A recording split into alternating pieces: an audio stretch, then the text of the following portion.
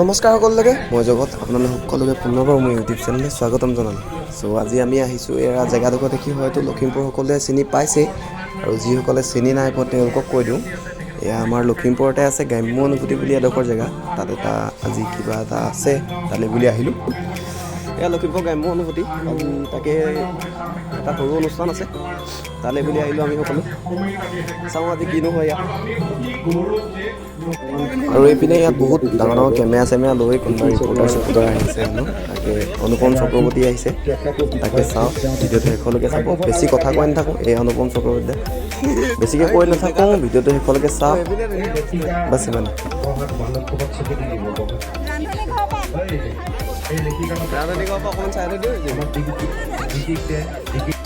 আৰু এইপিনে পূৰা পুৰি থকা হৈছে তোমাৰ মাছ পুৰি আছে। ইপিনে বাঁহৰ চুঙাত কিবা কিবি বনাই আছে, তাকে চাওঁ।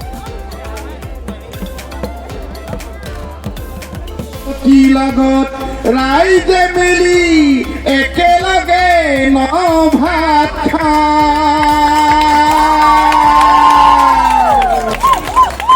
বঢ়িয়া আৰু আটাইবিলাক আমি একেলগে সংযোজন হৈছোঁ।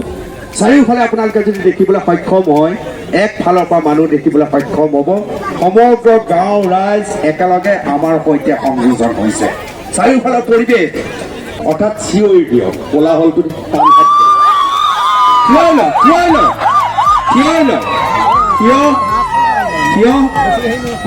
এতিয়া চিঞৰ। ভাল লাগিছে আজি।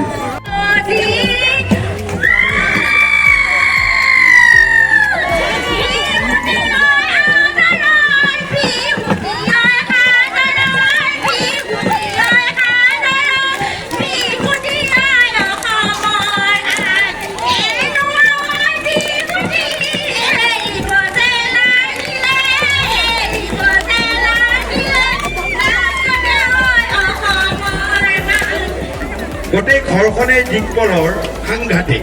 যদি এবাৰ দৃশ্য আপোনালোকে দেখে, এই অঞ্চলটোৰ দিকপলৰ ঘৰখনৰ নাম দিয়া হৈছে গ্ৰাম্যানুভূতি। গভীৰ অৰ্থ যি বহন কৰে। আৰু চাৰিওফালৰ সেই গ্ৰাম্যানুভূতি আপোনালোকে এবাৰ অনুভৱ কৰক। নমস্কাৰ, গ্ৰাম্যানুভূতিলৈ সকলোকে স্বাগতম জনালোঁ। আমাৰ এই গ্ৰাম্যানুভূতিৰ যাত্ৰাটো আৰম্ভ হৈছিলে আমাৰ এখন ঐতিহাসিক ঘৰৰ পৰা। এখন আমাৰ আজু ককায়েক আজু আইতাক বিয়া কৰি অনা ওলা। এইখন আনুমানিক বয়স 150 বছৰ। আৰু ইয়াৰ যদি ৰং দেখিছে, এইটো হেঙুল হাইডলে তৈয়াৰ কৰিছিলে। আৰু এইটো হাতী খুজীয়া পাতি। এইটোত আমাৰ ককাহেঁতে তেতিয়া ৰাতিপুৱা জলপান খাইছিলে, পইতা ভাত খাইছিলে। এইখন আপোনাৰ হাতী পুলি। যিহেতু মই এজন আহোম যুৱক, এখন হেংনাম ললে হেংনাং ৰক্ষা নাই আছে। হেংনাং ললে হেংনাং ৰক্ষা নাই। প্ৰায় 40 বছৰমান পুৰণি। এইটোহে আচল বস্তু দেখুৱাব।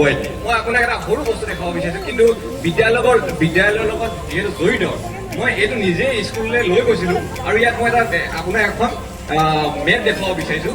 এইখন লখিমপুৰ ৰাইজে দেখি ভাল পাব। এখন অবিভক্ত লখিমপুৰ। যেতিয়া ধেমাজি ডিষ্ট্ৰিক্ট সৃষ্টি হোৱা নাছিলে, কিন্তু আপোনাক এটা বস্তু দেখুৱাব বিচাৰিছোঁ। ইয়াত আপুনি ভালকৈ লক্ষ্য কৰক, এইটো লাহন গাঁও ইয়াত উল্লেখ আছে। অবিভক্ত লখিমপুৰৰ যিখন মেপ, আপুনি যিটো স্থানত এতিয়া বৰ্তমান উপস্থিত আছে, লাহন গাঁও ইয়াত উল্লেখ আছে।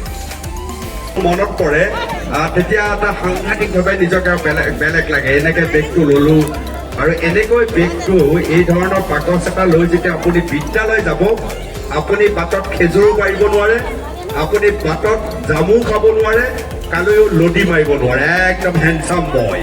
প্ৰতিটো স্তৰৰ মানুহ। এই মানুহ পিছত ল'ৰাটো নকওঁ মই, পাপন গ'লেও গাবি, চাম্পুৰাজ গ'লে গাবি, হয়নে? নালাগে গাব। এটা জানো একদম উচ্চত গান গাওঁ। সেইটো এই কবিতা আমাৰ হৃদয়ত সোমোৱা কবিতা। একেলগে দেই দিয়ক। গৰুৰ পৰা কিয় আৰম্ভ কৰিছে? ফুলৰ পৰা আৰম্ভ কৰে।